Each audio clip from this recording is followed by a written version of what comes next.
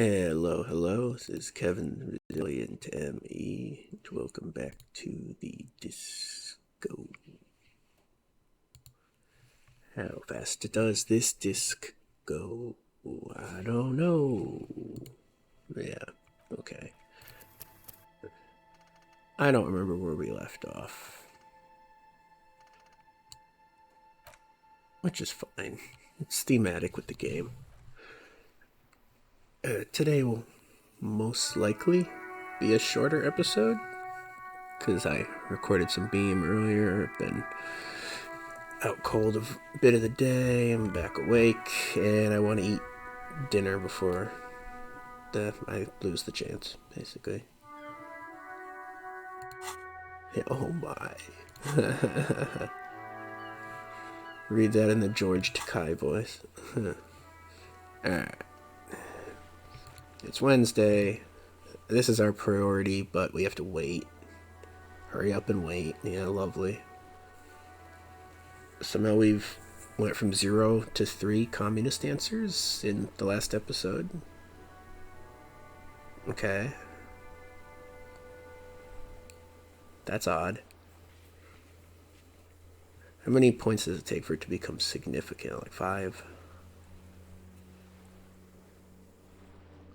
I don't know. I mean, is it moralist to be well-rounded on the others? Or is it moralist just to max the moralist and not click the others? I don't know. How are we not boring? We're moralist.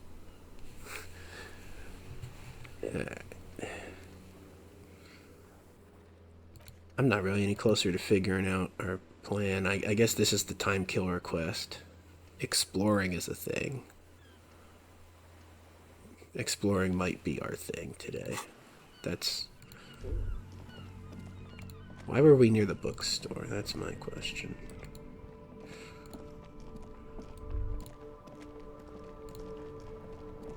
I don't know.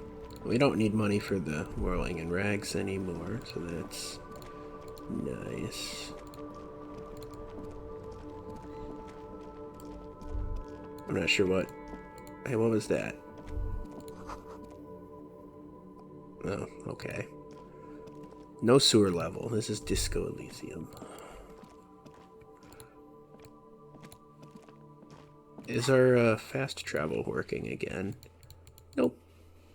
It's not. Yo.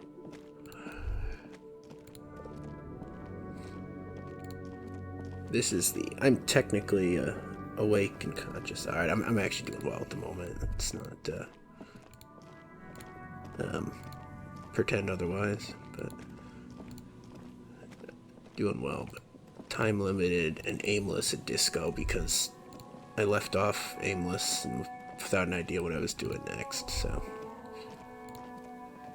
we're continuing on that.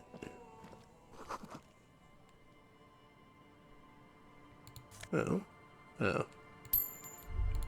Won't turn down 75 cents. I guess we should, go over this way and have this event. What's with the footsteps?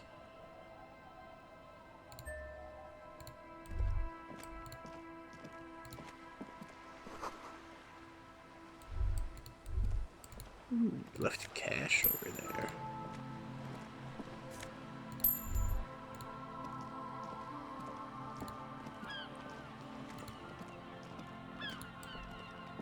Trying to understand these footsteps. So it went that way, but it looks like he came back. To drink over there. Strange. A banged-up motor carriage lies half submerged in the icy water, slowly sinking into the Elysium ocean. Only the cabin top, rear wheels, and the engine remain visible. Are these, are the vehicles in this universe left-hand drive or right-hand drive? It must be cold and lonely down there, in the icy water. Empathy for the car, huh? My guess is it started its journey from the plaza, where it backed through the fence. I agree. We should definitely investigate. You get a sudden, sinking feeling. Stomach acid comes up as you look at the motor carriage in the deep, dark, cold water. Why the doom and gloom? It's just a sunken motor carriage. Some motor carriages are bound to end up in the sea.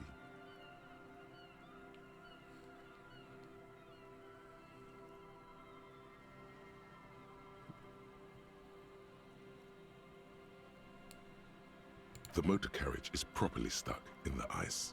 Getting it out would require a team of specialists. The ice hasn't closed around the vehicle yet. My guess is it's been here since last Saturday or Sunday.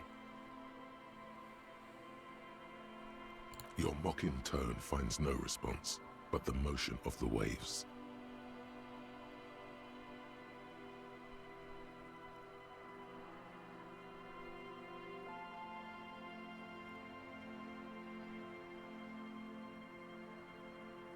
I did not. But I'd say it has been here since last Saturday or Sunday. The logo is too deep in the murky water. You can't make it out, but you do see a monkfish float by. Let's wait for the low tide and see what's inside. I don't know.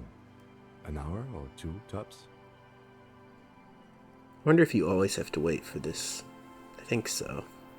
I don't think you can happen to show up at low tide. You miss the scene. As you sit down in the old, rusty playground, the world around you becomes very silent. Nothing but the sound of seagulls high above in the sky, echoing like distant laughter. Ice cracks around the blue motor carriage in the sea.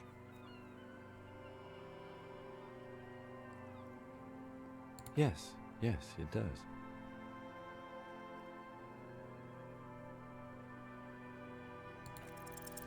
The tune on your lips forms a strange yet undeniably beautiful contrast with the surrounding bleakness. I hope that we didn't just waste our perfect roll of the day. The lieutenant gives you a quick glance, then, still looking straight ahead, he joins you with a higher pitched and slightly more melodic trill. The wind blows. In the distance, behind the church, some vagrants are having an argument over a bag of tear they found in the reeds. Further away, a flock of seagulls lands. The clouds pass in the sky, and the shadow of the swing moves like the hour hand on a timepiece. 30 minutes have passed.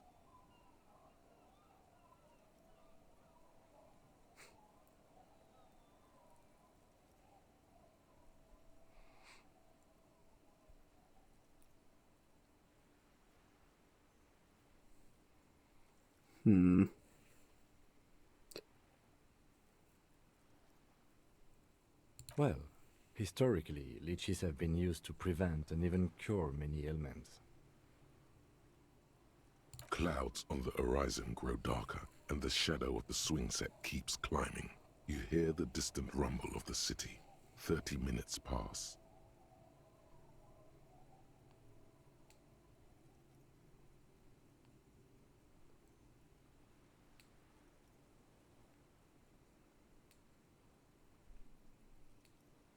The world turns as fast as it wants. Your voice echoes on the water, strange and out of place in the environment. 30 more minutes pass. Detective, I've been able to make out the mark ever since we arrived. I find it odd that you haven't. It's a Coupris, Model 40. It is a simple and rugged machine, favored by working men, government offices, firefighters, animal control people, you know, those kinds of people.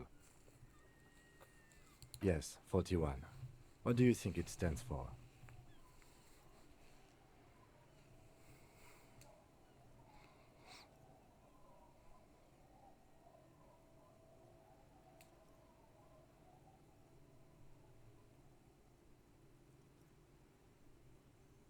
Right. Or 41 is the number of a police precinct. Your precinct. A massive pit opens up in your stomach, and the most terrible feeling comes over you. Oh God, Harry. Oh God, Harry. What did you do? No.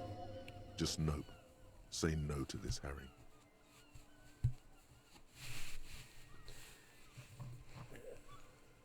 Yes, your car is in the sea. Face it, so we can start dealing with this.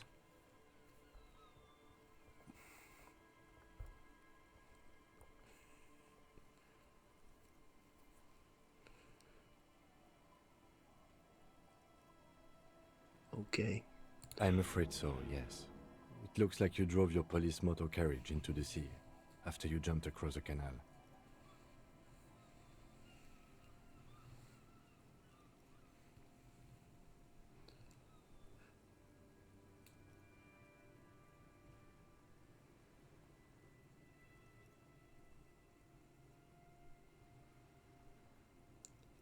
You can still whistle. Besides, the night is always darkest before the dawn. No, he's trying to be comforting. People are more valuable than machines. Training a police officer is even more costly. People, yes, but not you. Ouch.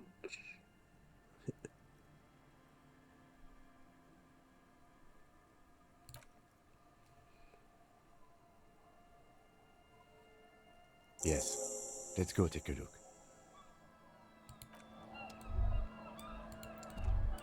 Cruel voices. Got our badge. And a coat we're never gonna wear.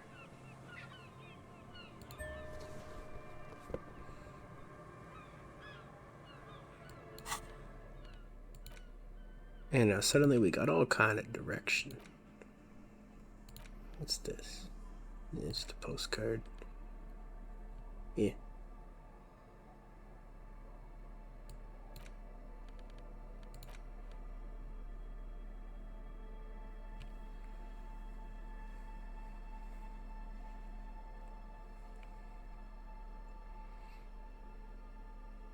A police badge on which you see the photo of a man.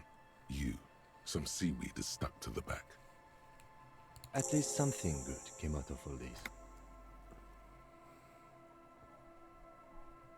Encased between two durable plastic sheets is a bluish card with lines of information and a watermark in the shape of the street grid of Revachol West.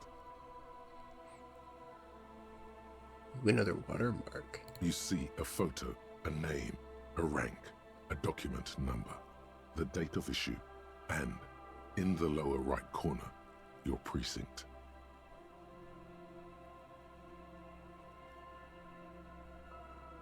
"4 months ago. Seems like a new document was recently made. One is handed to you as part of a promotion, or if you lose the old one.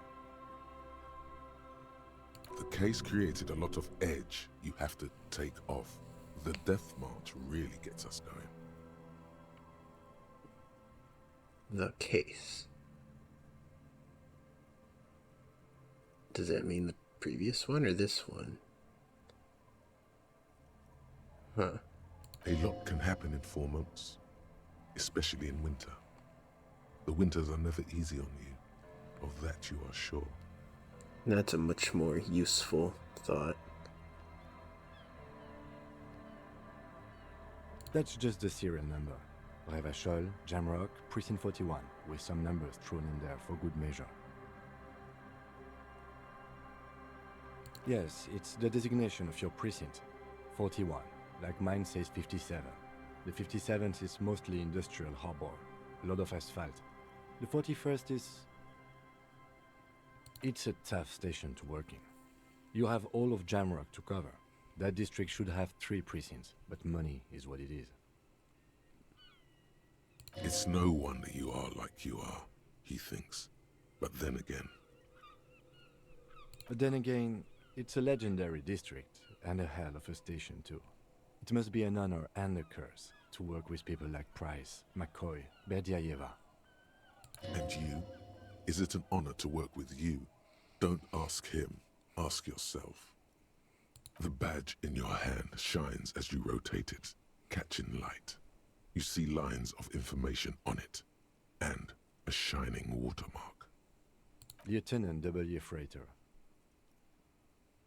The lieutenant is a rank above sergeant and below captain. It's the highest rank in the RCM that still does field work. I am a lieutenant. The title of Freighter is added to your rank when you decline a promotion to a higher rank. In your case, captain. You have declined twice, thus you're double Freighter. There are many reasons one would do this. The rank above you in your precinct's decontage might be taken, or sometimes promoted officers do not want to replace their superiors out of respect. And sometimes they just prefer the type of police work available to their current rank, in your case, lieutenant. Heavy-duty case-solving machine. Yes, apparently you've had a rather successful career in the past, and this leads me to believe maybe your current situation is only temporary.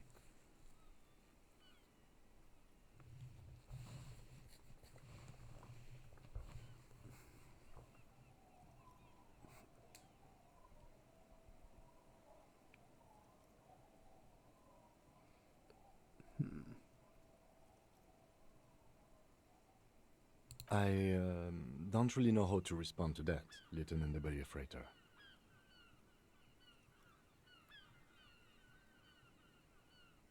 Decontage is the hierarchical system employed by the Revachol Citizens Militia. It means counting down to twos. The lowest rank is junior officer, usually teenagers. Then there are the patrol officers, then sergeants, lieutenants, and then a captain. That's basically it, except for a few kings. Kings like satellite officers and the additionally a freighter rank I already explained. The long and short of it is, you're his superior.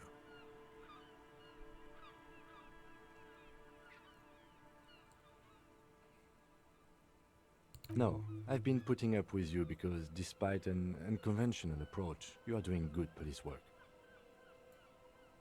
It matters more than driving your motor carriage into the sea. And now we've even found your badge. Still, he doesn't trust you completely. Such a small yet precious thing, expensive paper caught between thick plastic, like a fly in amber. It reads, Harrier. That's long for Harry. So you are Harry. Evrard was half right. Probably not a lot of people know your full name. Whoever told him you're Harry Dubois didn't. It's a wartime name, revolutionary. The kind mothers give their sons during troubled times, like Undying or Boxer or Ironhide. Why? It's a cool name. I like it. Besides, you're Harry anyway. No one's ever called Harrier. he's not going to call you Harrier. He'll keep calling you officer when he's angry with you, and detective when he's not. The badge in your hands shines as you rotate it, catching light. You see lines of it. The man keeps winking at you with his green-gray eyes. The photo is old, no doubt about that. Good choice. A newer photo would look different. Understatement. 8, maybe 10 years. The guy in the picture is rather good looking. He's got a nice haircut and is distinctly lacking in massive sideburns. What do you think? His face is already contorted by the expression, although it looks less grotesque on him than it does on you now. It looks better on him because he isn't in as much pain while producing it as you are now. Although there's already a hint of that pain, certainly. Don't be fooled. The bad times have already begun. The badge in your hand shines as you rotate it, catching light. You see lines of information on it, and a shining watermark. So do we go back to Joyce now, or do we keep exploring the coast? I mean, we don't even know if the coast is clear. Uh-huh. Uh-huh. Uh-huh. Yeah, we're gonna explore the coast.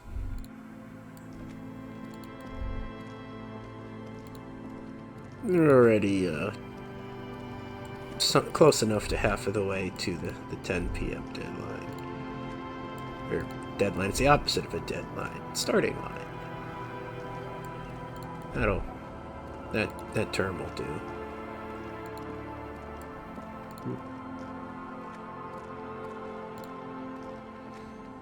Let's keep exploring. The scruffy-haired little boy kicks a stone.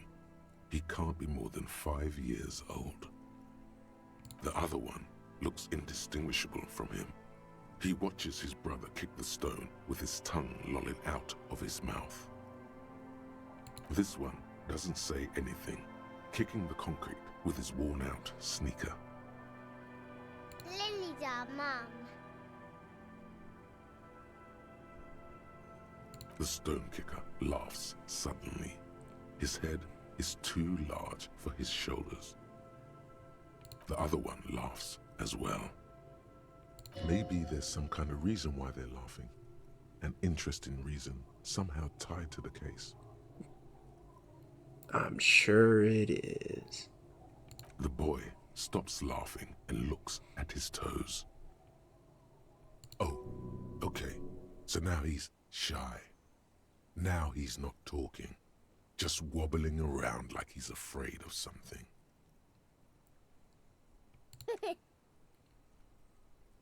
You're stupid.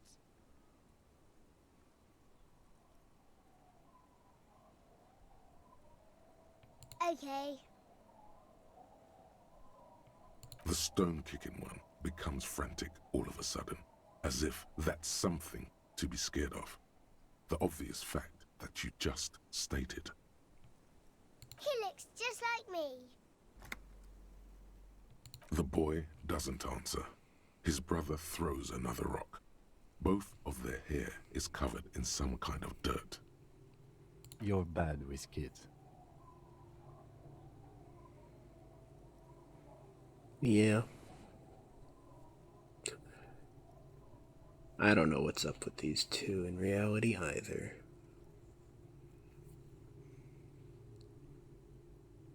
Maybe I am. Now, how about some actual police work? We are not getting anything here.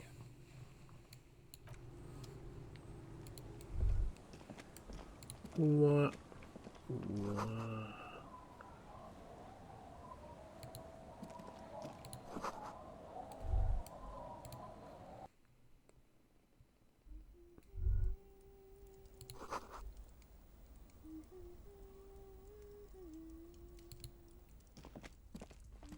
Hello, mister.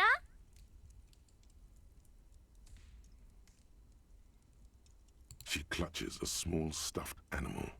Occasionally, she twirls it around. Yes, I am. Little Lily. You know my mom? That's nice. My mom is great. She's never angry or anything. Yes. They don't want to play with me. They're older and play outside. They look the same. Sometimes I can't tell them apart. They look identical.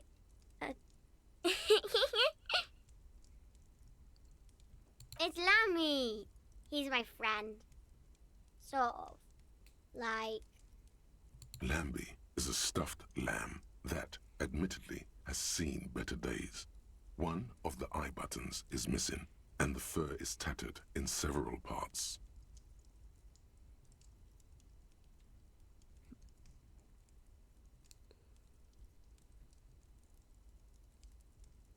Yes.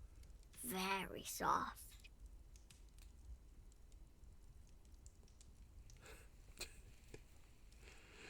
Oh, what are we getting ourselves into here?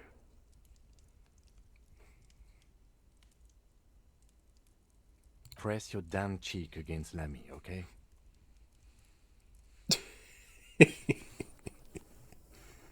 Isn't he soft?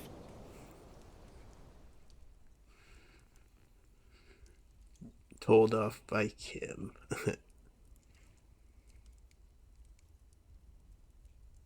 It's a grouse. You might be able to get on Gart's good side if you make up for the skewer you broke. Sure, just go and get it. I don't like it anyway. It looks angry. Bye!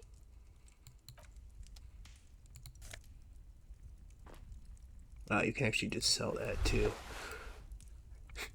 Good intentions meet bad intentions.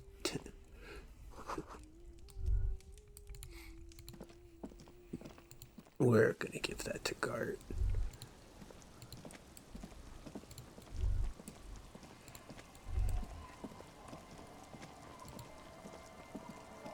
And I guess we're just gonna wander this way now. Actually, no. No, we gotta go talk to the drunks now that we've seen the car. That's what's next on the docket, as they say. Tequila Sunset.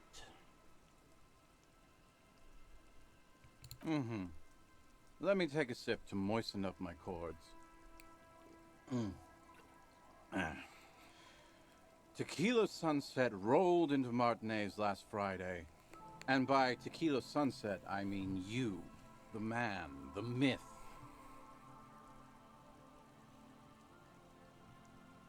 Hey, let's not jump ahead of ourselves. This is your story. Stop interrupting. You got here on Friday to solve a case, hoping to be the early bird who gets the worm. And by the worm, I mean the buzz. Because as far as I know, all you did was get piss drunk. Word on the street is you went around the local hostel telling people that you're a police officer, and that it would be really fucked up if you shot yourself in the head right in front of them. That's pretty high concept if you ask me. Does that sound like something you'd do? Yeah, probably. The lieutenant's brow is furrowed. He's listening as casually as he can. It was a late Saturday night when we, the Union of Moribund Alcoholics, were getting our drink on. Nothing remarkable about this. We get our drink on 24/7. Makes everything warm and glowy. I trust you know the feeling. Cue electrochemistry. One moment we hear the sound of a motor carriage revving up somewhere on the plaza, followed by a series of dings and bangs. Naturally, loud noises pique the interest of anybody owning a pair of ears. That's just the reality we're in.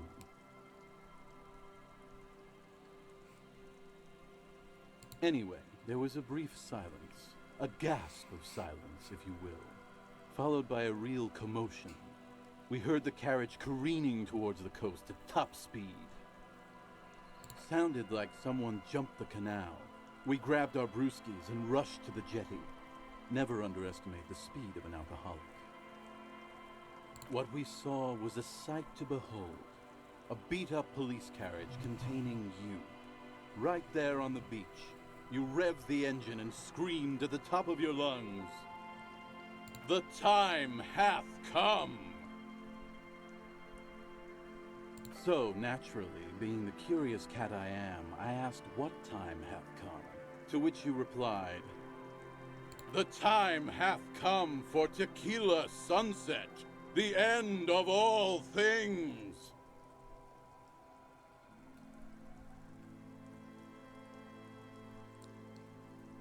Yeah, looms. Why not? Then you jammed the pedal and plowed right off the jetty and through the ice. Man succeeded at the jump, and then wrecked the car. What? Your hands cramp on the steering levers. We ran towards the ice whilst you crawled your way out, miraculously unhurt, covered in seaweed and shit, like some kind of sea monster. When we finally got there, you were sitting on the beach crying. You said that your badge and uniform were in the car. It was too late to get in there, though. The carriage had sunk too deep.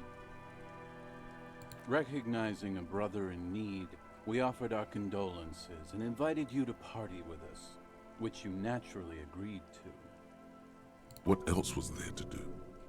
Thank you, brothers, for your helping hand. We asked about the whole Tequila Sunset thing, and you told us it was your name now, and insisted that we all call you that from then on.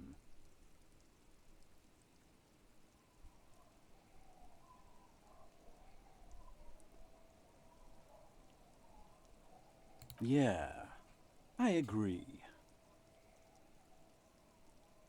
Hours. It was an all-night drink-a-thon. Then, at some point, I think it was Sunday morning, you got belligerent and wanted to talk about Revacholian women. How they're beautiful and also whores and so on. How one of them fucked you real bad. After a short while, you crossed the event horizon, looked sullen, got up, and left without saying anything. Wow, that's quite a story. Yeah, I bet Tequila's a fucking legend around the precinct. You must be proud to work with him. If you only knew.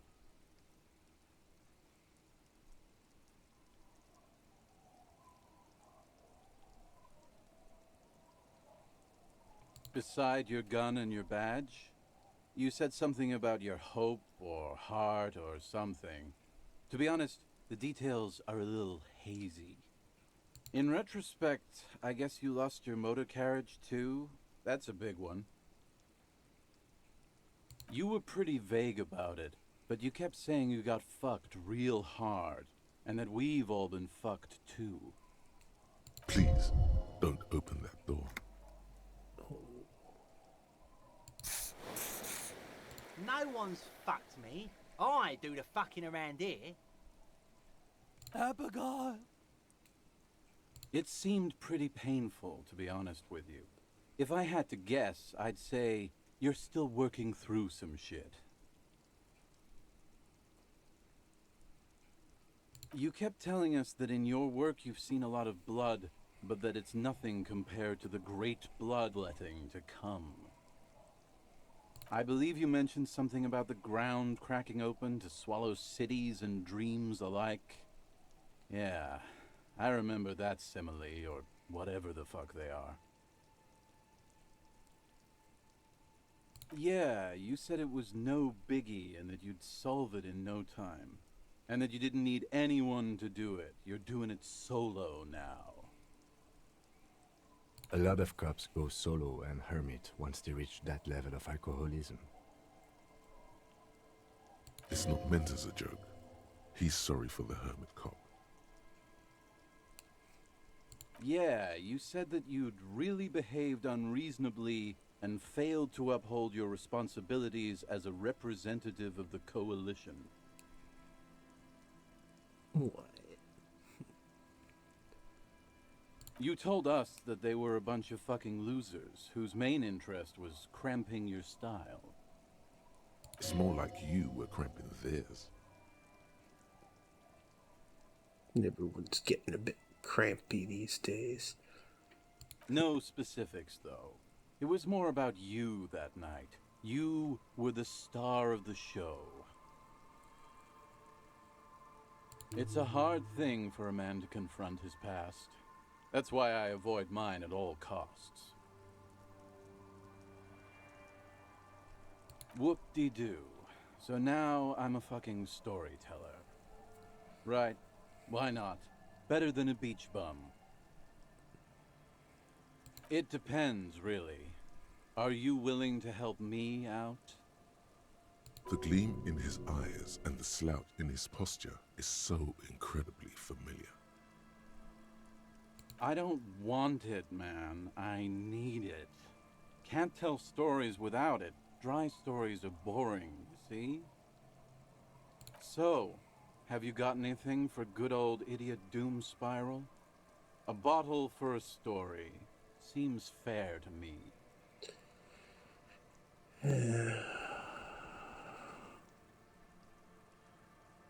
Guess we wasted, the half that's left of that. Let me see. Ah, very high concept. Thanks. Hey, Spiral Boy, you gonna share that? Don't call Abigail. Shut up, guys. I'm telling a story here. Something happened to you. Something happened to me, too. My actual name is George, but around here, you already know. I was once a reasonably high net worth individual, a founder/junior partner at a high concept creative services agency. When my story begins, I had just landed a major contract with an insurance firm. This guy's in marketing, probably. I mean, it's not website design, so he's in marketing. I use the profits from my agency to finance what I call a cultural incubator. Abstract value generation, value per person, high concept stuff. My entrepreneur translation software isn't functioning right now. I developed the paradigm, worked within the paradigm, but the burden of leadership weighed heavily on me. So I went jogging every so often to keep myself sane. Maybe like a consulting or training program?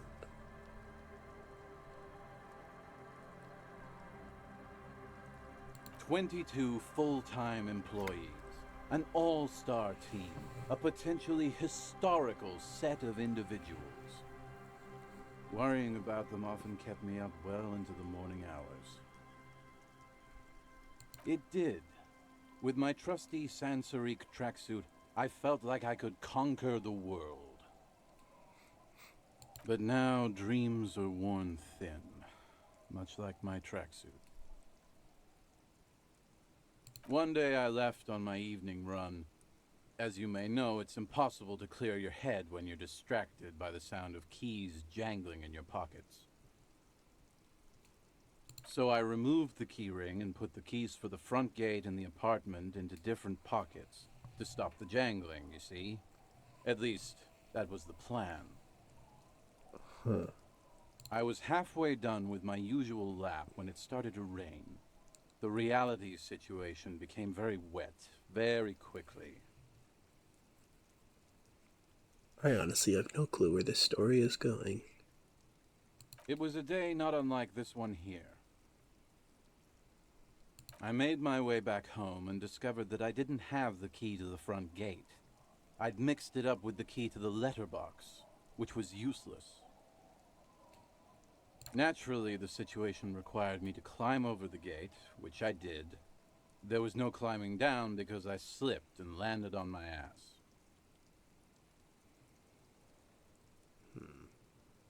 Medical expenses? Is that his story? Ouch, indeed. Reality was looking rather grim just then. Me lying on my ass in a mud pit in the middle of a heavy shower.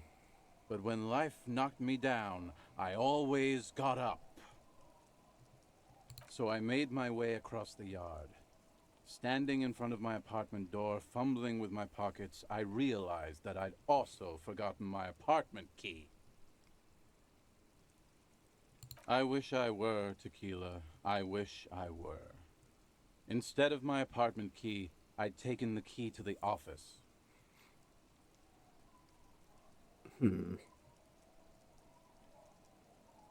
I rang my neighbor's buzzers. It was late, and most of them didn't even answer. Those who did assumed I was trying to sell them something and hung up before I could even explain the situation.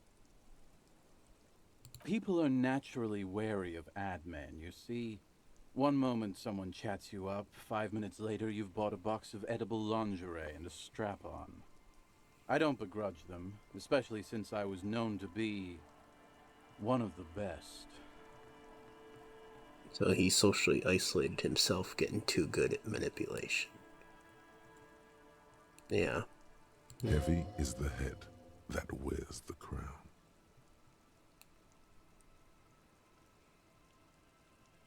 Just then, I experienced a moment of clarity. I still had the key to my office. I could wait out the storm there. But when I reached my office, I remembered that I'd asked one of my producers to change the locks that day. And since I hired only the best, he'd already done it, and I couldn't get in. Right. This guy being in marketing is why he's a good storyteller. And why we're probably not getting the story we're expecting to lead up to something. Anyway, long story short, life spiraled out of control. I haven't gotten into my apartment for years, and my girlfriend left me because she didn't want to date a homeless man. The company, well, you see where I'm going with this. He lost track of everything. So, now you've heard my tragic tale. What do you think? Like nothing you've ever heard, huh?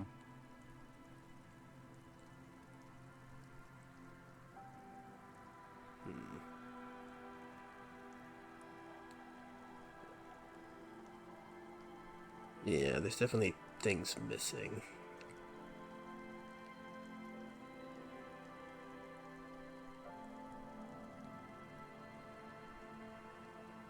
The hobo lifestyle definitely has some perks. Not having to pay rent, first and foremost. Not being responsible for 20 other people is nice, too. But that charm wears off pretty quickly. Before you know it, you're wearing a shit-stained tracksuit and spending your days picking tear. Good fucking question, Tequila.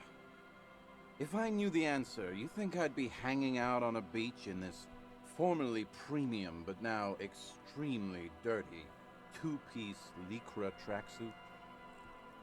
I used to own my reality situation. My business buddies and I had our own creative services agency. I had a nice apartment, an even nicer piece of ass. But somehow it all got away from me. Now I can't hang on to anything. Just last week I stole this nice new jacket, but then I lost it too. The only things I haven't lost are these two drunks. You of all people should empathize with this. Perhaps this lost jacket is something you could help with?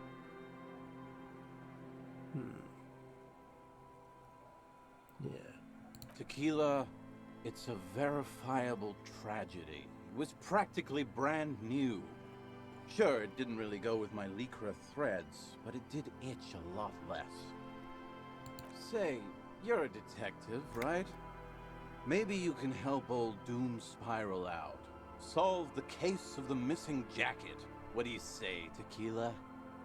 Yeah. If I knew where I lost it, don't you think I'd have it? I mean, maybe I was up by the boardwalk, or walking along the beach, or checking out the abandoned fish market. It's not actually a lot of places. It's like a minute's walk's worth. Somewhere north of here, that's for sure. You could ask around, see if anyone's seen it. So what is this guy's story? Learned helplessness? Cognitive issues?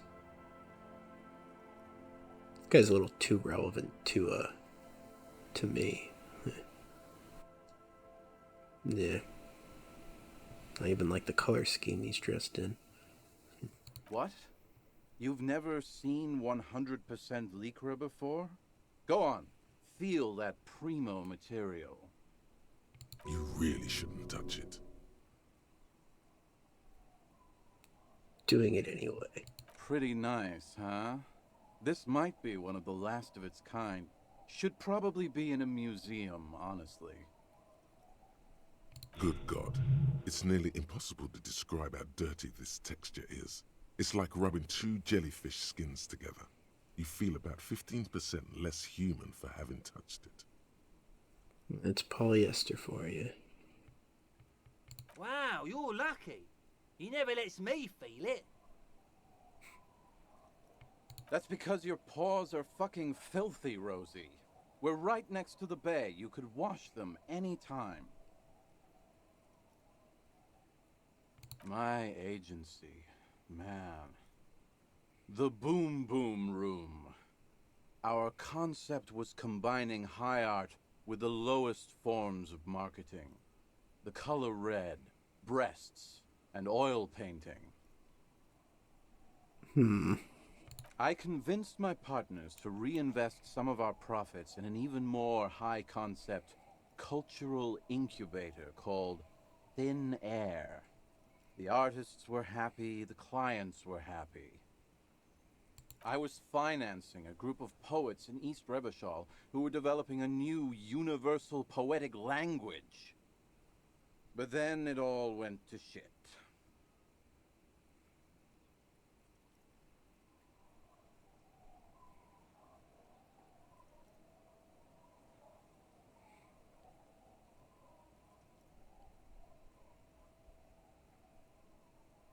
I know.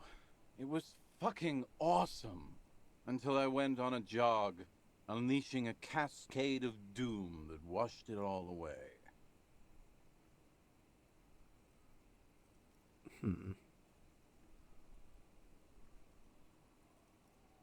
You know, I'm interpreting this as something happened and he doesn't really know what it is.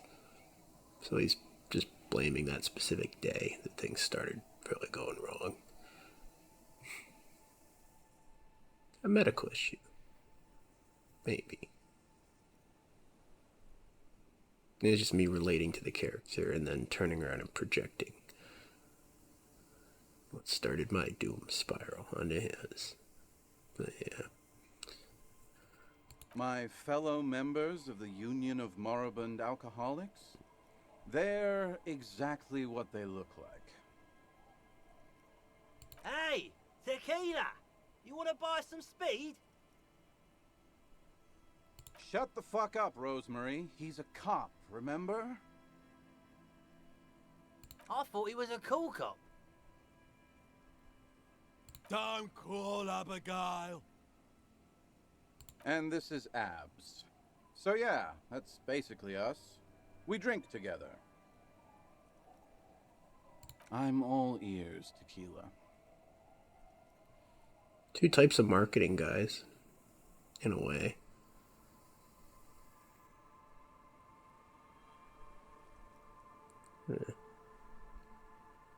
Is there a capitalist critique in here? Knowing the political persuasion of the game devs.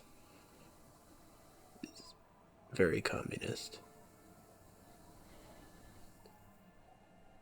I mean, here's a controversial statement. I mean, I'm not communist at all. Well, I say at all. I don't know. I don't know enough about economics to have a smart opinion on that, so I don't really know or care where I fall in. That's a more accurate statement. But the point, the controversial statement I want to make, there is no one with any amount of human empathy who likes what marketing is. Marketing and advertisement. It's manipulation and uglification of the world. That's what it is. I think we need to remember how successful companies and people were able to be before the science of marketing, which is only about 100 years old, became a thing.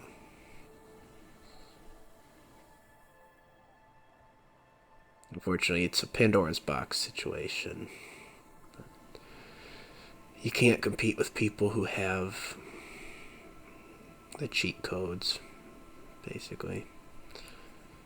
Cheat codes of human manipulation. Mass media is another aspect of that. Interestingly, psychology goes further back than marketing. I'm surprised that didn't immediately pop off as like, the best way to use psychology to make money kind of thing. But I mean, manipulation and so on goes infinitely back. It's just it wasn't a science or an industry. Yeah, whatever. I can identify problems. It doesn't mean I have solutions. Yeah. I do. But as you can see, my fuel tank is running quite low. If you catch my drift. No. We can afford to replace it. Not much, but it will do. The tale I'm about to tell you is an urban legend particular to Martinez. That said, I first heard it from a former bicycle courier in Koran. I wonder if my comment on marketing even is controversial. I don't know. Because I said it's controversial, and then I said everyone, or the majority of people will agree. But that's the same as any controversy in the modern day. The majority of people agree, but it's controversial because that opinion isn't allowed to be presented to the public. So, I mean, when I say something's controversial, what I'm saying is mass media doesn't like it. And, mass and social media owners don't like it. That's all, really. I mean, the definition of controversy in the public day really is the majority's opinion that's not allowed to be expressed. I mean, there's other controversial ideas that do have mainstream backing, and just the people haven't been sold on it yet, or had it forced down their throat enough to agree with it. And there's ideas that have neither the backing of the majority or the mass media that are controversial. So it's more of a personal definition of controversy that I expressed there. Let's get on with this story and not whatever I'm doing. It's not a rant. It's not a story. I don't even know. Whatever. There are many variations on the basic story, and the details often conflict. What everyone agrees on is that nobody knows the exact nature or identity of the phenomenon. Are you telling the story of the headless... Shut the fuck up, Rosemary. Summer of 44. 17-year-old Gertrude Hett is walking home from a late shift at the harbor. It's almost midnight. She stops for a cigarette near the canal. The streets are warmed by a southerly breeze. The lights of a passing motor carriage bloom and fade in the distance. In the harbor's dark, her cigarette is a beacon, dancing alone. The image comes to you effortlessly, as though you'd walked the same streets yourself 1,000 times. Our heroine finds herself enjoying the peace and quiet the canal provides. What she doesn't know is that her peace is about to be shattered. From behind her comes the clattering of hooves. Startled, she turns around, and what does she see? A headless man, wearing a fawn tracksuit, riding a horse. That's right, it's the headless fawn rider. This is a marketing story, isn't it? Rumored to be searching for his legendary fawn cap that went missing when he lost his head. Yes. According to legend, young Gertrude Hett had to endure years of psychotherapy before she was able to look at a horse or tracksuit again. And she's one of the lucky ones. Gertrude Het may have been the first to witness the headless Faun Rider, but she wasn't the last. Oh no. Tell him about the two feminists by the locks. Fuck, Rosemary, they were dating. No one said they were feminists. Everyone always misremembering this stuff.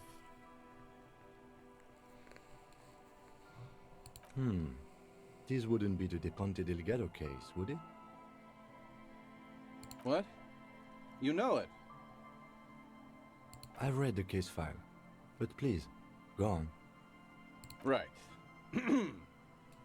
Early autumn of 46. Ula de Pont and Eva Delgado are fishing near the waterlock long after the sun has set. The wind picks up. A sky already dark now blackens. Water starts falling from above. The first cold rain of the season. Two women stand on a small outcropping of rocks. One of them is wearing a purple raincoat. Thin lines reach out from the rods into the sea. Small droplets start appearing on the surface with increasing frequency.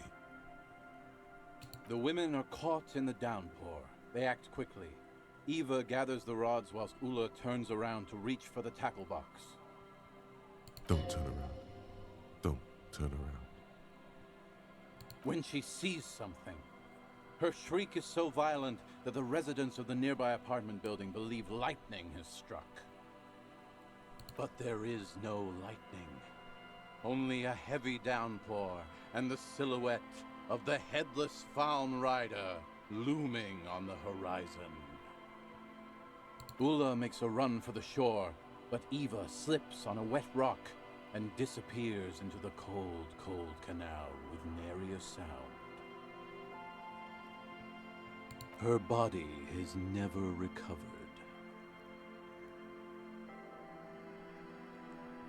Word on the street is that she, you know,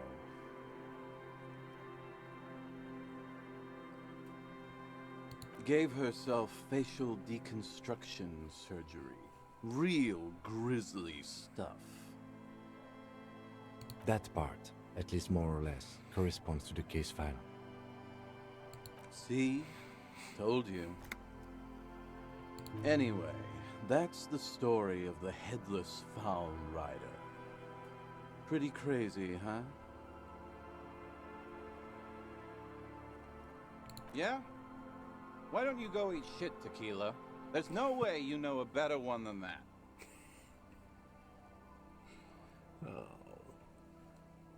How do you unlock other dialogue options? I want to know. Damn right it doesn't. So why don't you just shut up and leave it to the master? Well, Tequila, that's part of the legend. No one knows for sure. There are a couple of possibilities, though. Some say he was an undercover cop who blew his cover and got beheaded by the vicious gang he had infiltrated. Now he rides, searching for his lost found cap, plotting revenge. O headless brother, where art thou? Others claim he was a professional jockey who veered off course during a steeplechase, ended up in somebody's backyard, and got decapitated by an exceptionally taut clothesline. Even decapitation couldn't stop his commitment to the sport. Are you that committed? Nope. Personally, I think he was just some guy who hanged himself from a really tall tree, and the fall was so violent that his head came clean off. Coincidentally, at that exact moment, a horse happened to pass under him, and his beheaded corpse mounted it, where it remains to this day. But then, no one really knows. For some reason, this does strike you as the most plausible theory of them all.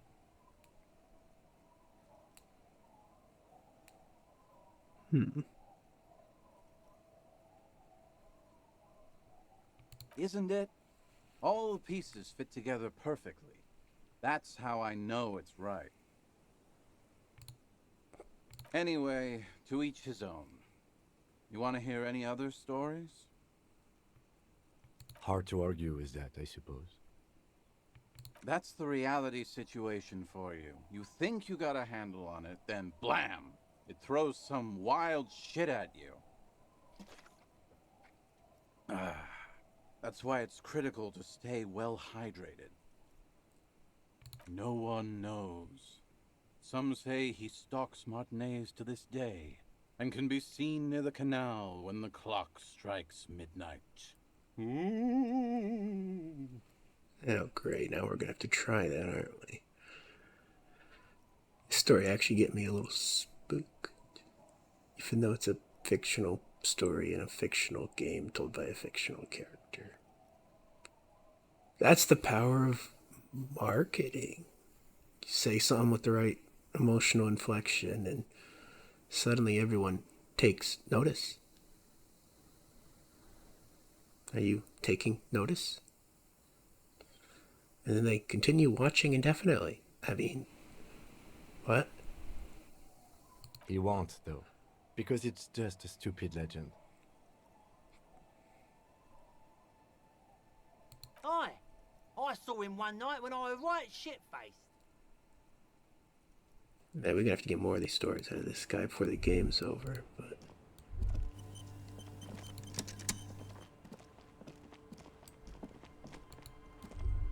I think we learned how you cure alcoholism. You just continuously keep offering someone a trades for their alcohol for something that's more interesting.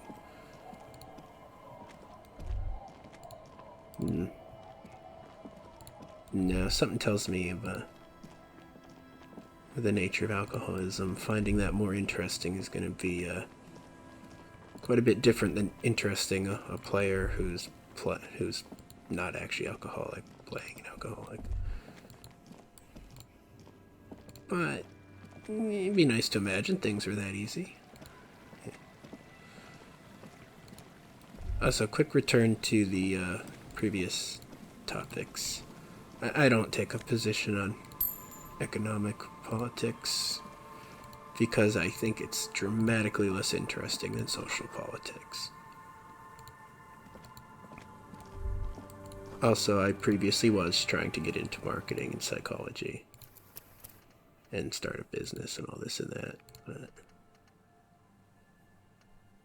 yeah, it was a constant voice in my head saying,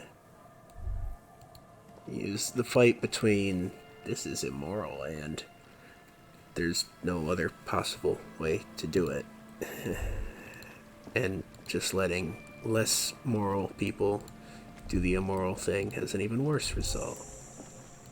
Yeah, I don't know. Who knows what the reality is? Yeah. And the fact that I want to get into negotiation, lobbying, diplomacy stuff now, it's basically one-on-one marketing. So no, I'm not taking a moral high ground and saying that I'm above it and better than it. Why can't I click that?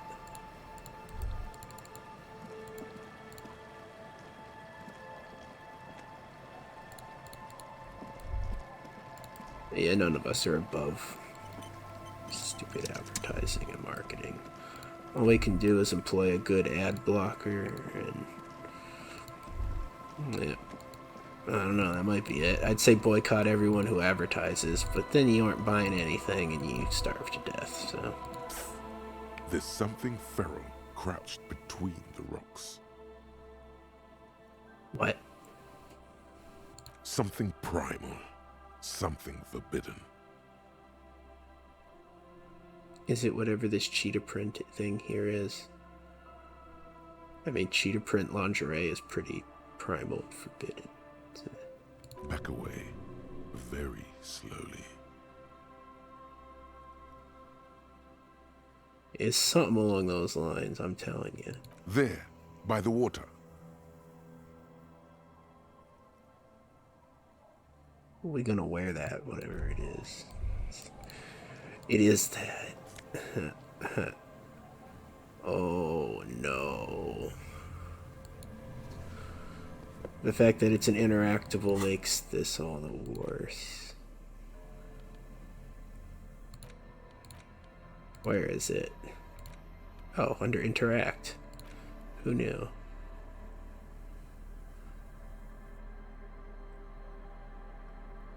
Why are you bringing it close to your face? This is a men's size L, leopard pattern unitard with short sleeves. There are bits of seaweed stuck to it. It speaks to the animal inside you. I think part of me is glad I'm finding this on my third playthrough, because I've previously been saved from what comes next. But then part of me says, well, here we are now, and it's being recorded. Slow and steady, boy. You know how to handle this. Do we? Drop it now. This thing will eat you.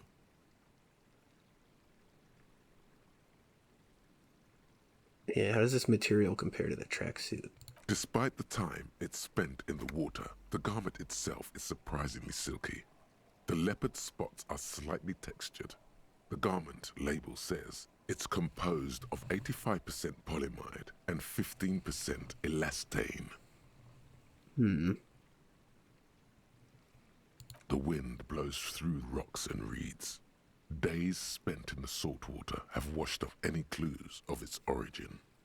Well, I mean, that's good. Good news. Whether or not be thinking about its origin. Can't you feel the hairs on your arm and on the back of your neck standing up? Your heart rate races through the roof. Your pupils are the size of marbles. This is irreversible peril.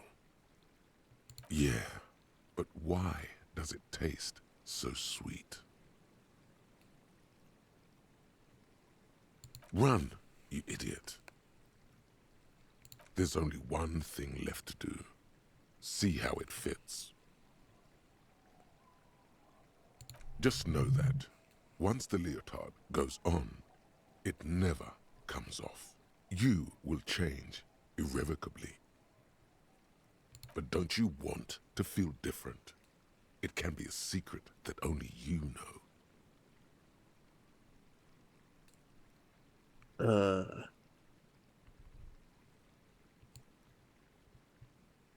But I mean, it's in a men's size, so doesn't that make it so? Am I falling for the marketing of the tag? What's going on? You slip from your briefs into the leotard. It's very tight. You've never been cradled so firmly before. Oh no.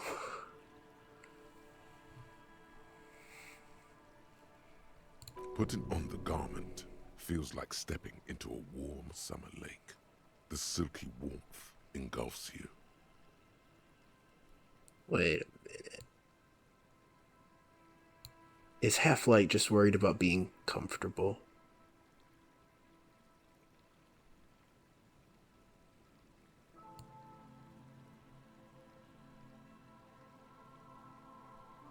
I have no idea what's going on right now. And I feel grateful for still being innocent enough to be a touch lost with this conversation. Unless I am just being thrown off by it being sized in men's size, and it is a drag joke. I don't know.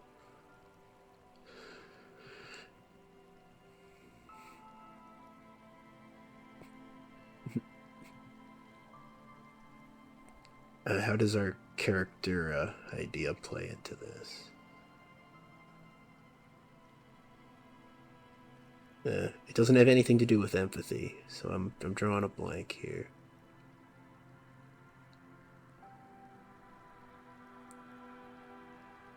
Sure.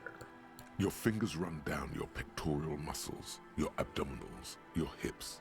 It's impossible to tell where you end and the leopard begins.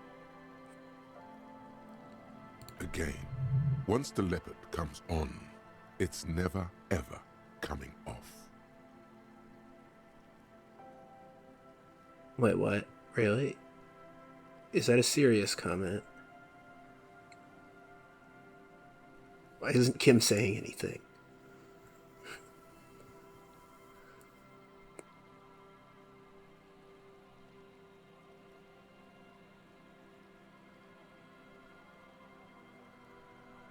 I'm gonna regret this. I mean, I already got the achievement too, so I mean, you know we're past the point of no return.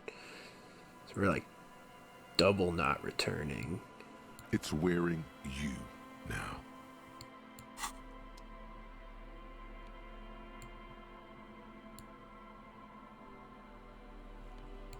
I mean, I can put the other stuff back on and cover it up, so it's fine.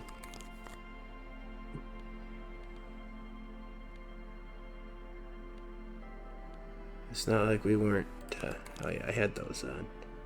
It's not like we're not wearing worse things. Let's put the pants back on.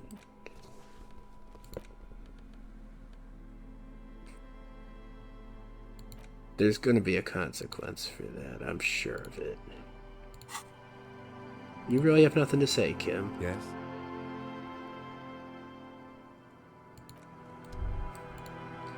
Okay then.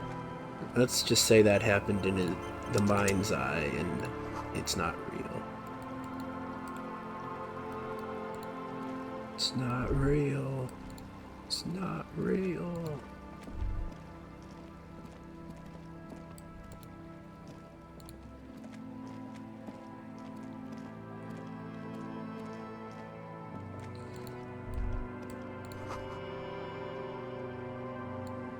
Yeah, this is a very large building.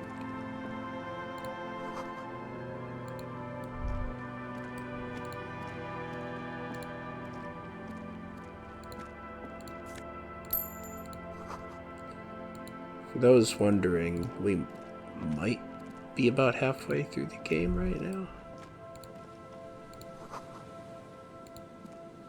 Not sure. Heavy wooden doors, more than twice your height, stand shut in front of you. The rectangular sea-worn ornamentation appears in stark contrast to the padlock, carelessly drilled into the wood. Oh no, careless destruction of history. It's already pretty destroyed, but yeah. What's staple?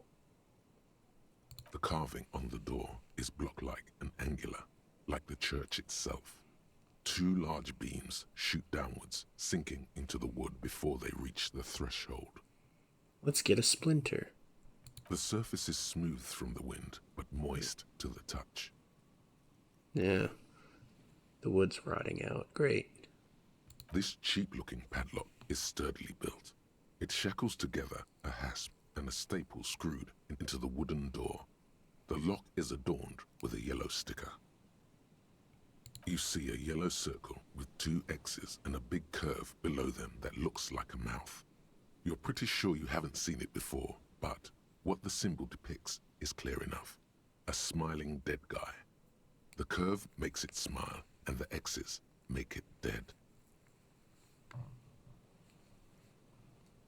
This cheap-looking padlock is sturdily built. It shackles together a hasp and a staple screwed into the wooden door. The lock is adorned with a yellow sticker. The padlock passes through a staple that's been hastily attached to the wood. Closer inspection reveals that one of the screws is not a screw at all, but a nail. The work has been done recently and is unprofessional, to say the least. We're not gonna wreck the sticker. If you really think we should get in there, we need to find some other way.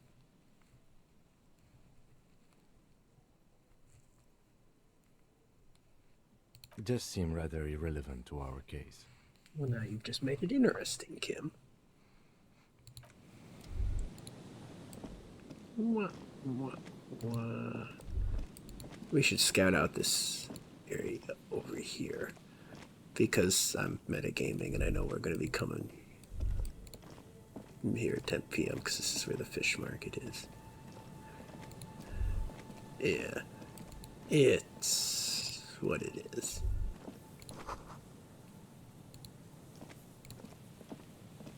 Someone has left an unidentifiable article of clothing on this railing. It smells really bad. It's streaked with dried seagull shit and tangled with pieces of seaweed. A dangling arm suggests that there might be a jacket beneath the crust of filth. Please tell me you're not taking that with you. Yeah. It's Idiot Doom Spiral's jacket. Is this the gate he climbed over and there's actually no apartment or anything even remotely related? Was his story just him, retelling a drunk hallucination? Who knows? I'm sure he'll be thrilled to have it returned.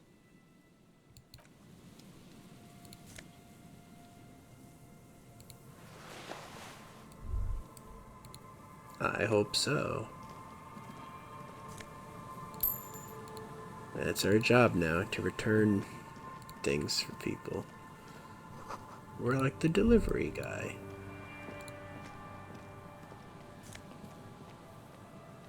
Oh no.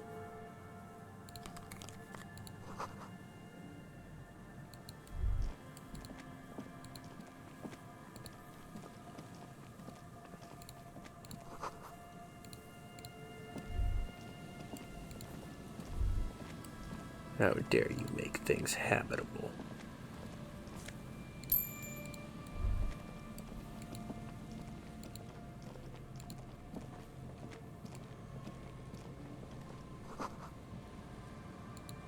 We're gonna have to go get a refill on the alcohol bottle. For now, all we can carry around is the speed bottle.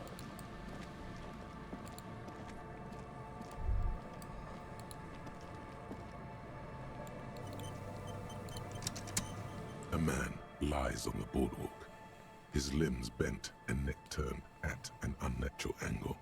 Right next to him is an empty bottle of spirits. In his cramped hand, a chewing gum wrapper. Half of his body has slipped between the cracked boardwalk, starting with the right leg. The fall has left him broken, contorted like a sad puppet. Hold on. Lividity is faintly pronounced. Whoever this is has been dead for 2 days. No longer. We need to investigate. Another dead body. This is your job. Steel yourself. Calm now. Carefully. Just another day. Just another dead body. Breathe. The man has fallen through a crack in the boardwalk and hit his head against the metal bench. Coagulated blood covers his black hair. One of his feet is still dangling through the hole. You have to be quite inebriated to fall that bad. Well over a liter of pure ethanol. 3 bottles of wine, or 1.5 of spirits. Can you even survive that much? 1.5. I didn't even know you could survive a half. Yeah. Well, alright, that's pushing it maybe. I didn't know you could survive a full bottle.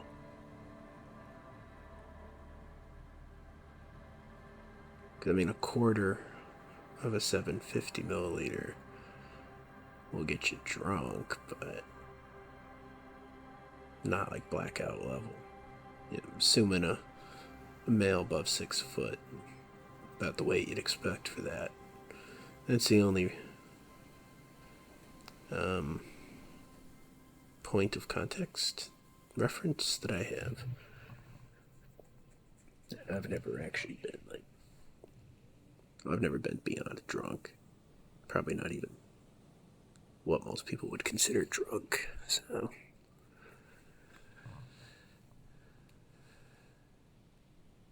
Yeah, Most I've been is to the point of nausea.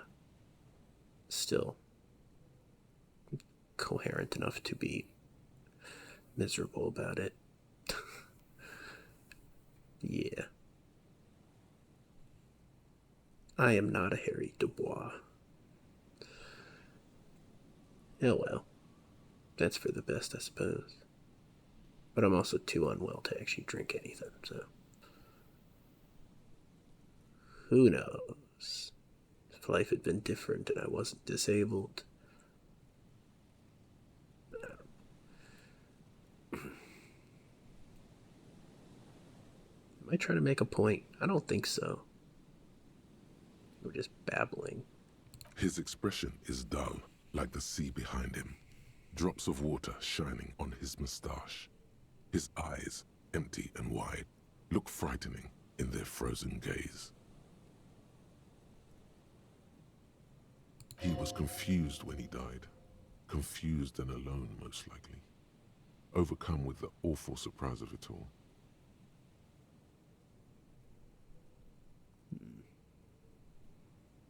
Does that mean he didn't die instantly?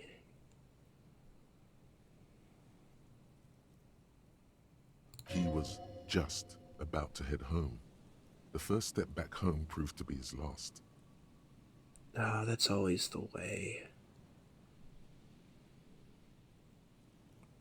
Maybe the worst fall I've ever taken in the woods was the step after. Yeah, this is slippery. I'm not gonna walk up that. Started to turn around. Down I went.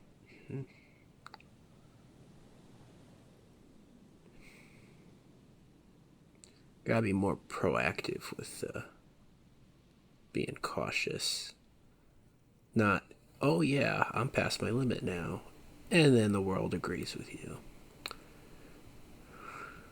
Yep. He's wearing mud-caked boots, beige trousers, and an old brown leather jacket with a bright blue lining. There are traces of kebab sauce on his chest.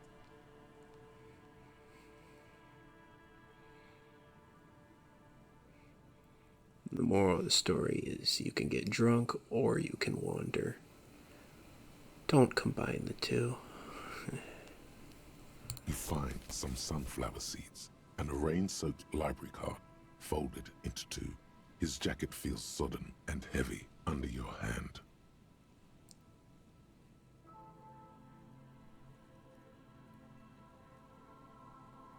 Good.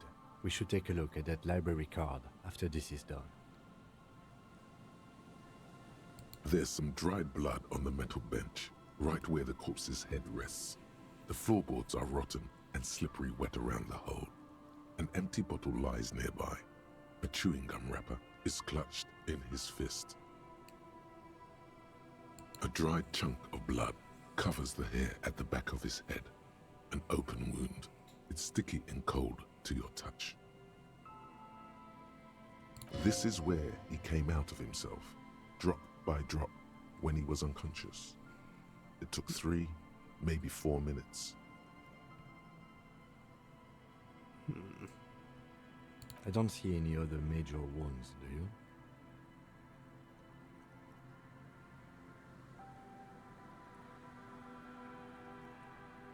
Seems like the head wound was fatal. It's exactly the shape of the bench. A .75-liter Tallulah vodka with its cap missing. There's hardly anything left inside. It's mid-market spirits with a slight touch of menthol. The man meant to enjoy himself, have a good time. Tear all around us. Oh, that's a reminder. Grabowski spearmint chewing gum. Green leaves on the cover. The man's mouth is half agape from the terror of the fall. The blackness of death. Stench. You think you see white chewing gum too. He ate the whole pack, right? It's to cover the smell of alcohol before going home. The worst thing is, I've seen it before. Almost the same scenario. Even the chewing gum. It's always the same. In a ditch off a road below the 881, he thinks. A young father. Then he shakes his head to make the memory stop. They screech under your feet ominously. It's hard to say whether the dead man's weight was the cause of the boardwalk to break. It definitely looks fragile. The entire boardwalk creaks in the wind as you take a step back. Looks like one of the locals. He'd have to know this spot to come here. You don't just walk over here. But that's just a lazy assumption. What do you think? At least this man knew how to party. Imagine the same scene without the bottle. Now that would be just sad. This is an omen, a sign from above that you need to stop drinking.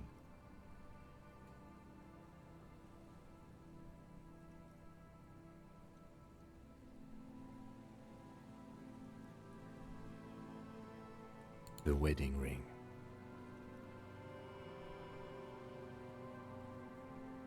But let's try to not run ahead. For now, all we know is that he's an unidentified middle-aged man found dead on the Martinez boardwalk. From where I stand, I can see two options. We either take the case and follow the leads to identify the body on our own, or we report back to the station and leave this for our colleagues to handle. Alright, we should first examine the library card you found. Then we can call the station from my kinema. Let them know we are taking the case. Yeah, this is a sad point in the game, always.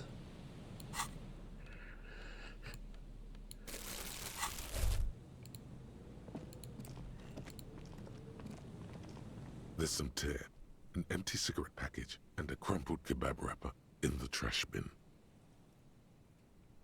Whoever tossed it here was a heavy smoker. The brand name reads Red Astra. Now, this makes partying look bad. Still, don't let it sway you. You're responsible. 2 empty bottles of Tallulah vodka and a can of black potent porter is all you find. A tragedy. He shakes his head with genuine sadness. You see traces of mayonnaise and ketchup on it, as well as a tomato wedge. The wrapper reads, Shish Kebab Revachol.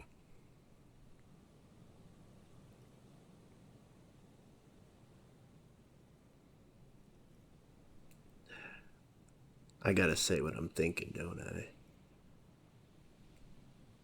It's not controversial, don't worry about it. Just thinking, all addictive substances exist just to simulate human warmth and connection, don't they?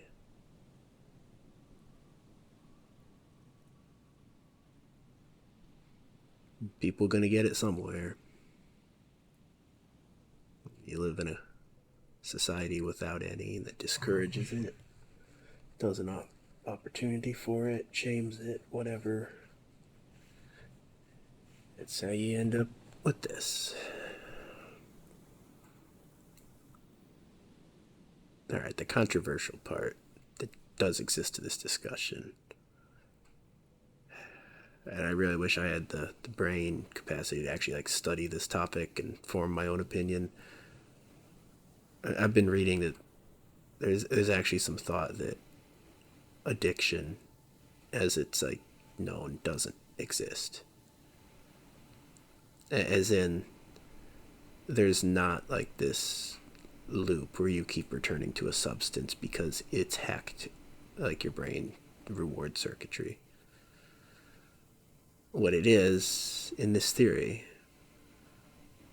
is that your body craves the warmth and the connection feelings, which you get from the release of certain neurotransmitters when engaging in certain behaviors with people. It craves that, and it just sees the easiest way to get it is from a substance. The theory being, with sufficient actual human warmth, there's no pull to a substance. it's a complex. Well, it'd be complex to research and figure that out. And personally, I would skeptically pose the question, well, aren't these substances a more concentrated, higher dose than what you could ever gain naturally? So, I don't know. Another thought, though, is it seems like a pretty good goal for me to move toward a more political, diplomatic, whatever, toward my goals, to bring up controversial ideas without, things that I don't actually have a specific opinion on, just to get into kind of that high intensity topic. Talking about controversial things is vaguely antisocial, sure. So what I'm saying is it's more pro-social. If you're talking about the things that you don't have like a strong opinion on. So you're just, what's the word? Not instigating feels like the wrong word. Inviting discussion without, without opinions that people would find excluding them, yeah. I think that's the right way to phrase it. Don't only bring up the controversial stuff that you can use to, like, aggravate. I don't know. That's what the word that came to mind. It's good enough. As you hold it in your hands, it makes an uncomfortable crunching sound. Let's give this guy's jacket back. It's a sordid, filthy tale, not for the weak. Are you sure you can stomach it? Yes. It occurs to you that you're not even holding the jacket itself, but rather the thick crust of jetsam and seagull shit that ensconces it. Why? Why did you think about it? Look at your hands. They're covered in muck. Now you're just flicking that shit everywhere. This is a disaster. You'll never get the smell out. That didn't accomplish anything but wasting resources. Where's my special extra double price tar bottles at? I think the game was lying about those.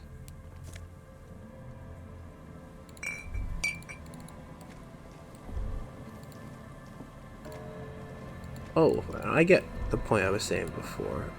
Like, I can bring up controversial topics, and then by not having an opinion on them, that allows you to act more like a negotiator, like the referee between two parties, than one of the people actively engaged in the debate. You can engage in maybe high stress topics without having a personal stake and without getting heated.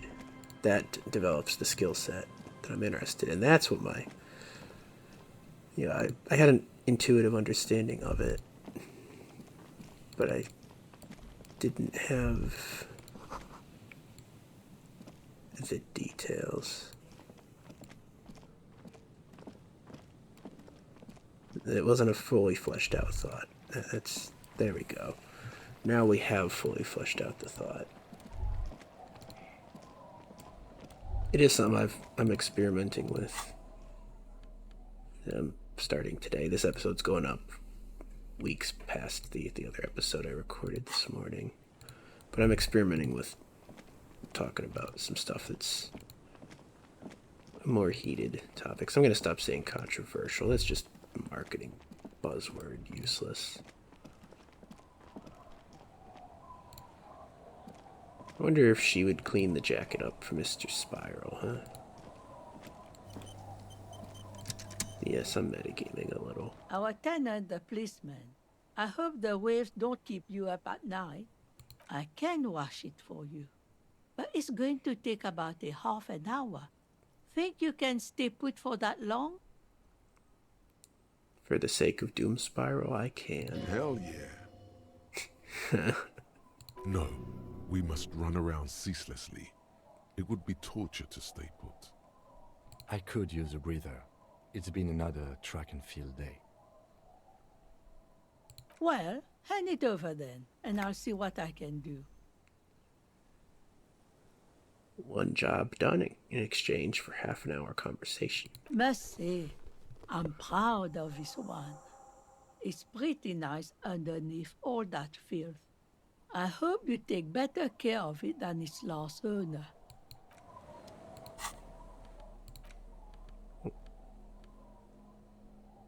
It is a nice jacket. Fallen and everything. Oh, that was even part of the quest. You can't hand it to him dirty. Alright. Now you could probably try and get a funny line for it. But, nah.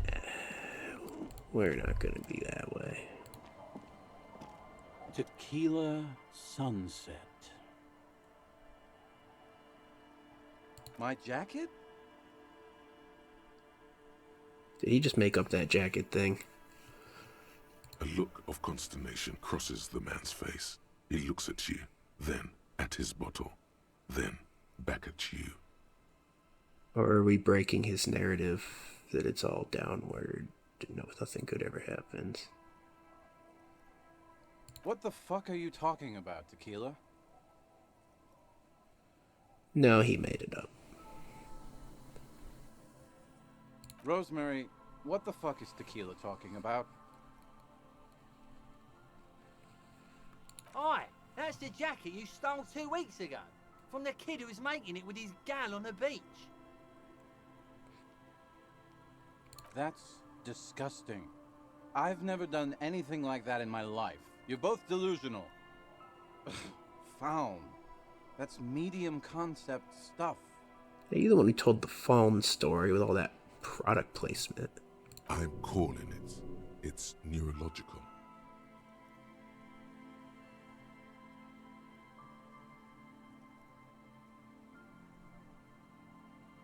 You know what?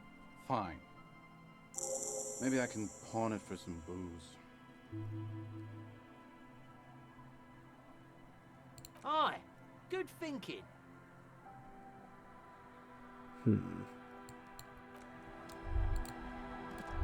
Curious.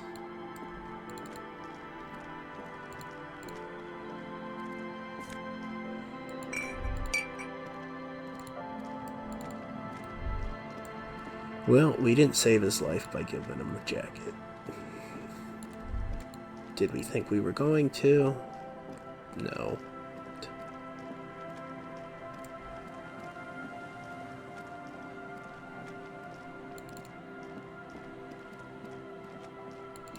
See that box.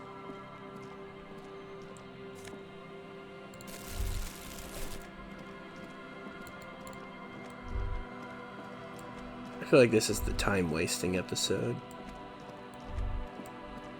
I'm doing a lot of unnecessary running around.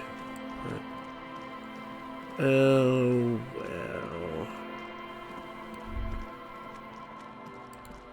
Oh, let's, well, before we go in there, do we even have anything we want to sell? Postcards? Shot put ball. That's not critical to go in there.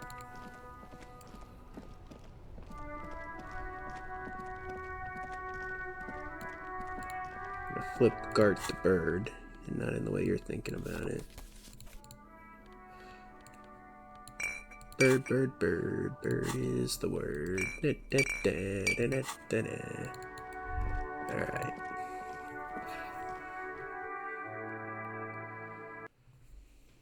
I am running out of time to get dinner. I better keep an eye on that. Can I help you? The time limit being because I need help from family who sleep. So, yeah. Easy explanation. What is this thing?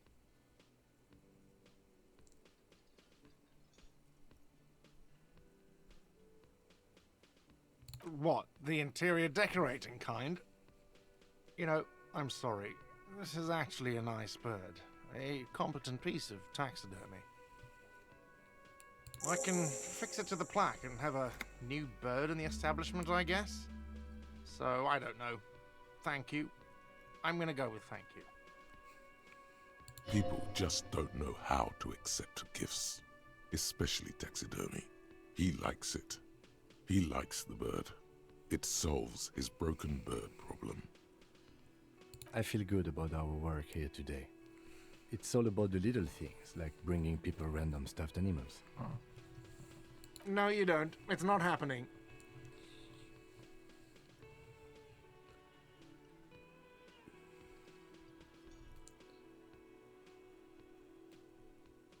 The Whirling's not a charity or a musical therapy clinic. It's a commercial establishment. You're going to scare away the customers.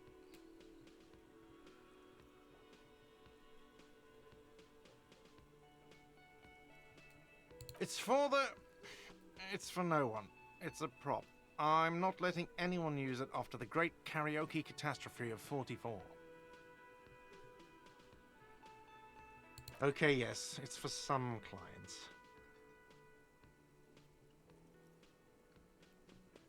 Stop yelling. Ha! Well, we don't have any tapes. They all got stolen. The man in the vest and the violet shirt stares at the tape you've just given him. He begins to frown. Hard. I made his day just to ruin it again. This is the look of a man who's defeated. He knows he's out of excuses. Fine, fine. Climb on that stage and do your thing. Just get out of my hair. I'll plug it in for you. Damn this karaoke machine. Oh yeah. Time to do the damage. Got the 20 real? Then why are you wasting my time and yours?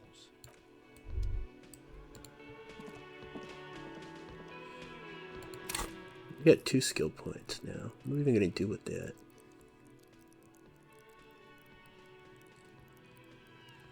Why haven't I been unlocking the things? These specialty thought points. Things. Things.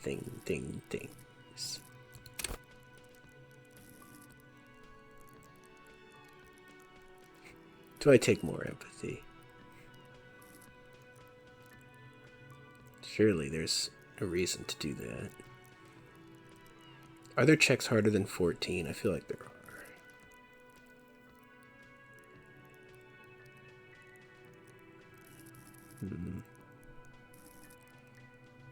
But also, I'm not so sure about wasting all this. We know we're going to want the authority one. Maybe just take one of those. Unlock the check, even if we don't run over do it immediately.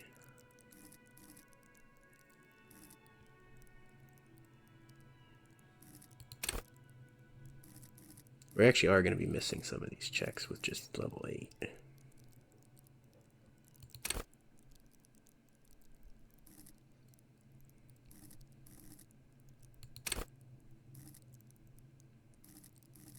I feel like loading into specific skills is the play in this game. So we'll max that out.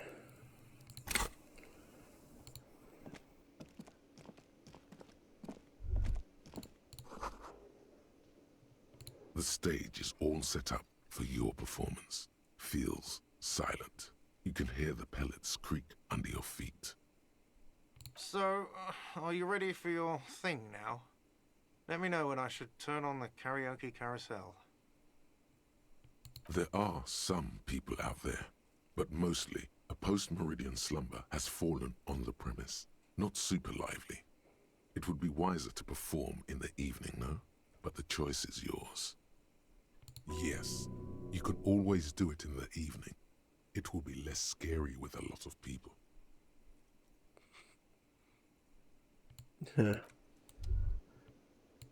there's no way that's not gonna go badly. But at least we're prepared for it.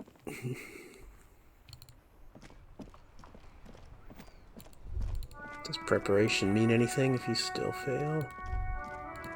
Yeah, it means lost effort. Right?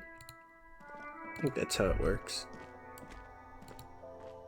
A colourful display of cigarettes and alcohol bottles. Again, I'm obliged to inform you that both alcohol and cigarettes damage your health. Free refills? No? Here you go, mister. Fortunately, we need this too. A small cabinet on the wall is filled with various medicine bottles. Nasal. Okay, here. I hope Saint Baptiste makes you feel better or something. Okay, here. Yeah, that was not buying in bulk. The tear machine stands in the corner. Your bottles clunk into the machine, and the money appears with a satisfying jingle. I mean, we can walk around with an alcohol bottle again, so... Mission accomplished. Oh, why does that always break?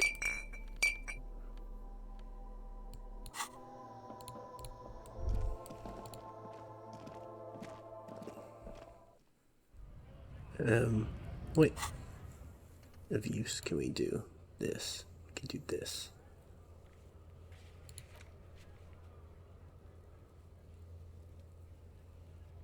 Yeah, I know we can get in there. We're waiting on that. Oh, we can do the ledger again? Oh, that unlocked. Wonder why that unlocked.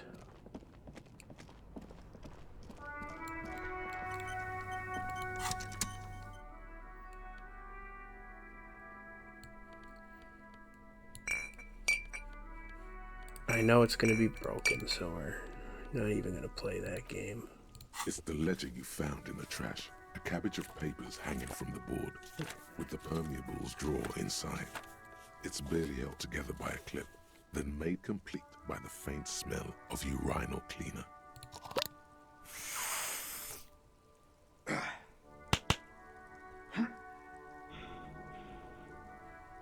I shouldn't have spent that.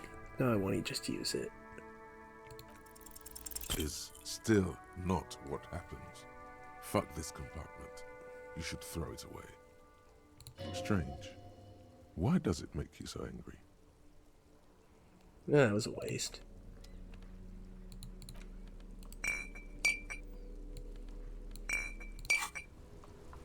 We didn't get around it being broken.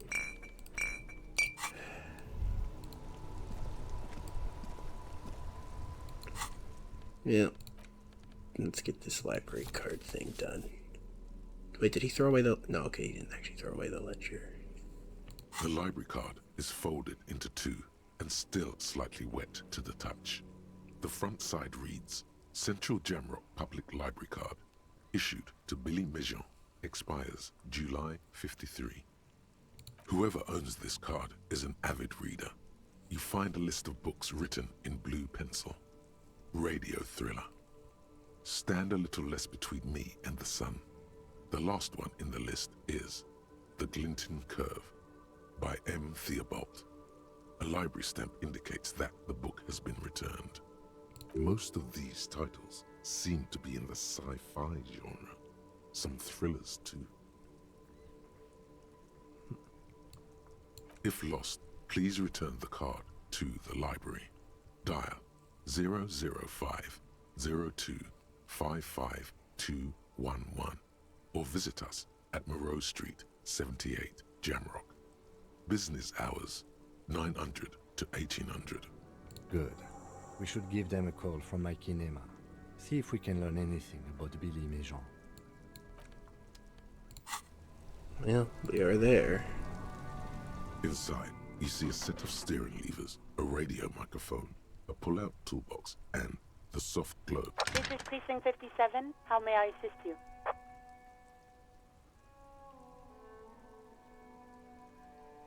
Do we have a reason to call the 41st? Not really. Hold on, officer.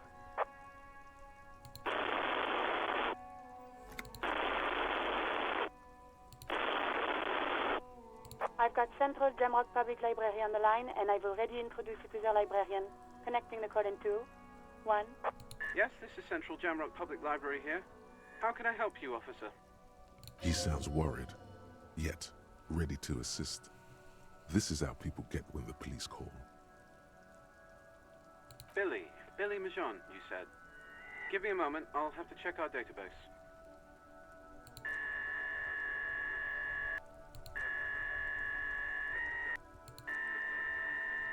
On Moreau Drive in central Jamrock, in a darkened hall lit by orange desk lamps far away from the noise outside, a middle-aged man taps commands into an old radio computer.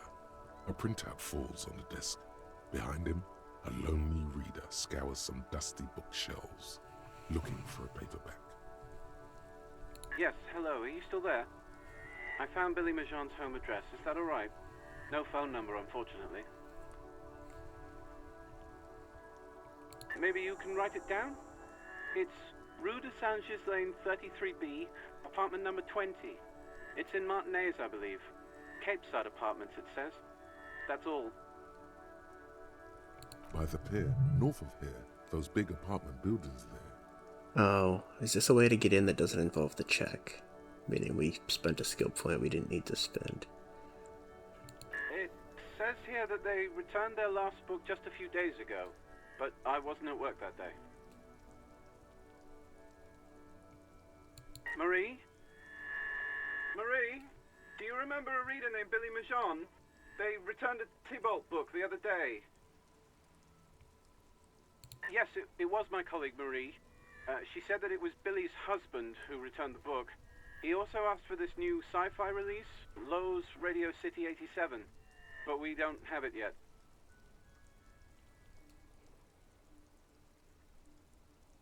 Marie knows Billy. She's been working here longer than me. Sometimes her husband returns some books for her. And then goes for a little drink later, on the lookout. Sorry, no. Marie only knows him by sight. Marie?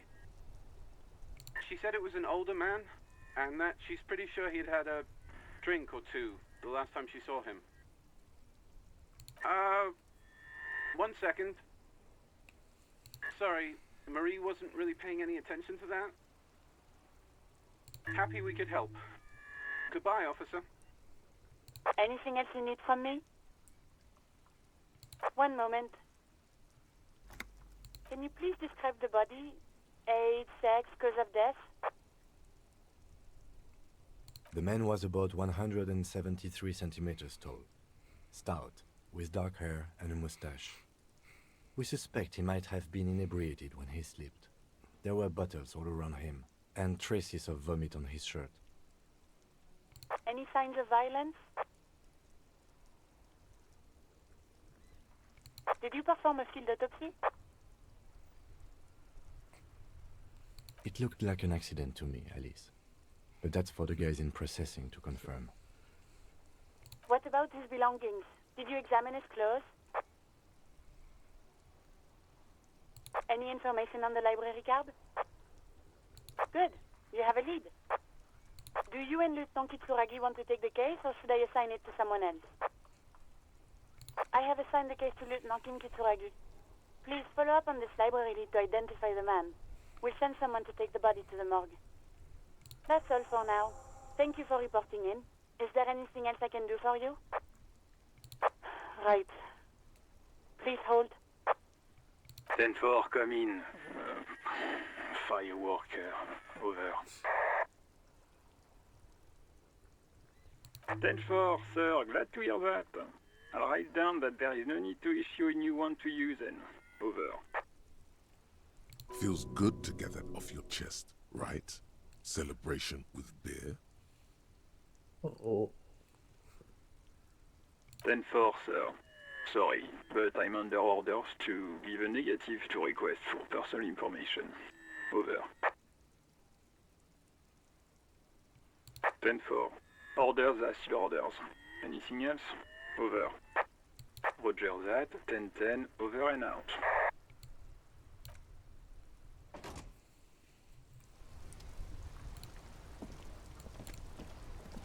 We got some XP. What are we doing now? I don't know. We get back to... Hey, look, this is working. But you have to unlock all the locations to get this or something. That's ridiculous. Let's go deal with this and then finish our episode.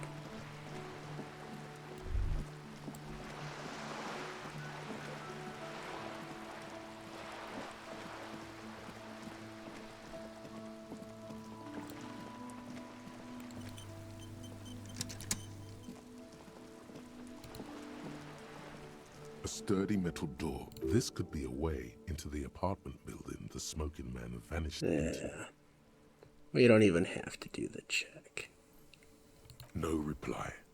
You can hear faint sweeping inside. A gust of wind blows through your clothes. Nah, we didn't need the skill point, but... You're well versed in the kind of threatening legalese that implies criminal liability, but in fact has no meaning whatsoever. I know my rights, and don't you marm me, boy. Miss, would it help if we offer to show you our badges? Hold your horses. I don't care about your stinking badge. Just come in. My badge doesn't stink. That's me. Give me a moment. The cold never does any good for my bronchitis. I'm fine. Fine. Don't you worry about me. You're still worried. It's very worrying. Now, what do you want from me, policeman? It's about Victor, isn't it? It's always about Victor with her. You'll find the Maisons in apartment 20 upstairs. It's one of those doors on the balcony. The waiters are at the end of this hallway, right next to the communal bathroom. I'm no one, just an old woman who cleans these hallways. If you could call it living. I have a little room upstairs right next to the coal room. It's barely bigger than a closet, but I don't complain, no. I have my bed and my aching bones to keep me company, and that's all I need from this world. And all she gets, too. The coastal wind beats down hard on the coal room door outside. Splashes of waves make the balcony slippery.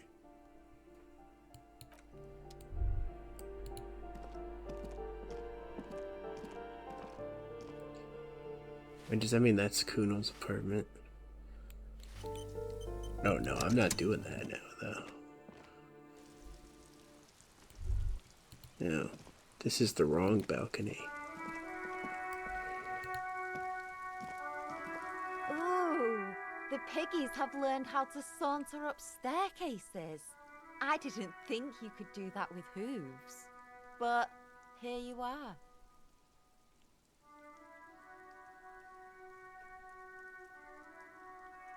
Yeah, you got me now. The dynamic between us has completely changed. That smell coming from her paint bucket. It's not paint. It's heavy fuel oil.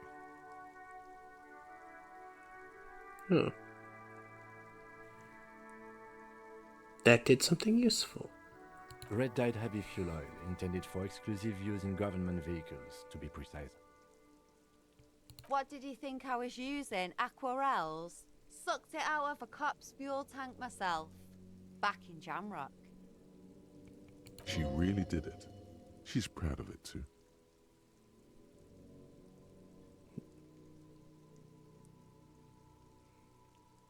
You ain't seen nothing yet, Piggy Boo.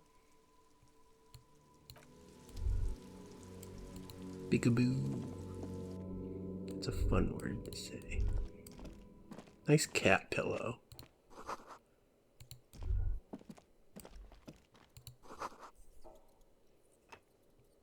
What? Oh. Super unlimited. Might as well just start wasting that.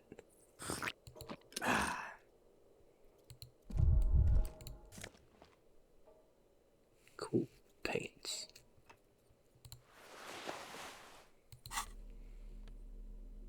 It's even better than, is it better than losing self-welfare? I don't know.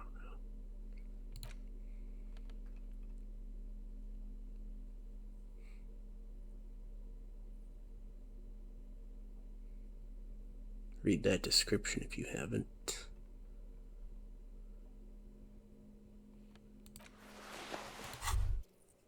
The pockets of these new jeans are perfect for sticking your hand into. Makes you look cool, calm, and collected. As your hand enters the pocket, your fingers brush against something, soft, yet crinkly. Hey, it's a chewing gum wrapper. It reminds you of the fruity juice of apricots. You should inspect it closer if you have time. Something about the wrapper's texture is familiar. Not familiar in a good way, you might say. There's pain in there somewhere. That's openable. I am gonna have to cut this episode soon. Very soon. Yes, I'm kind of moving quick at this point. We gotta get to the correct balcony.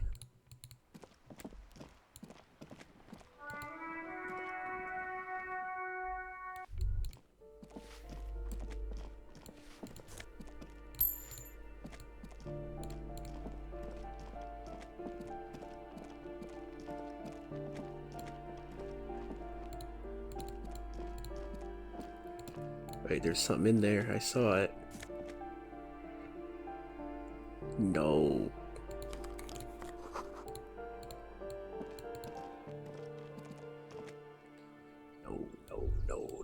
No. Spare change. Is this room 20? A weathered brown door. Yeah. The number reads 20. The lieutenant motions to you to go ahead and knock. This is the door. You already know it's the right door. This is going to be so hard. Get yourself together. It's just police work.